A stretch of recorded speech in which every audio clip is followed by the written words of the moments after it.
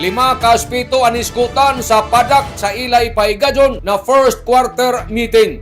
Ang Provincial Anti-Drug Abuse Council kon padak mo pahigayon ang ila pinakaunang quarterly meeting kuman Marso 30 ning tuig 2026 alas 8 ang takna sa buntag didon sa second floor PGO Conference Room Capitol Compound ning Dakbayan sa Surigao. Naibayan ning tigbalita, jaoy 5 ka mga importanteng mga topiko ang ilang sabutan. Una ang mahitungod ng Secretariat Report, discussion on the utilization and or establishment of a special education center sa Balay Silangan, adoption and replication of the Yakap Bayan Program, presentation and discussion of the 2026 ADAC Functionality Audit Indicators 2026, pre-assessment of PADAC Functionality Audit, PDEA Accomplishment, BDCP and DFWP. Pinagi sa ini nakaliukan si Mrs. Vanessa Dayan P. Dubduban, ang Provincial Youth Development Officer PADAC Secretariat Milaong na ija tag-awhag ang mga ADAC focal person na muatindir sa amo nakaliukan kung ugaling dili makatambong ang idyo mga opisyal sama na lamang sa idyo mayor o si bisan kinsa ng mga local officials sa kabahin sa ato gobernador. Si Governor Lyndon Barbers mihatag sa ijang 100%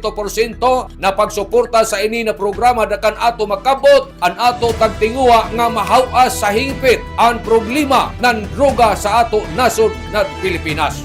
Nanukad, gikan diri sa Kapitolyo, ini si Marek Sinas Marconsim Vlogs. Mario Conales, Simurlan Mulaong, salamat. Maradyaw na adlaw, natong tanan.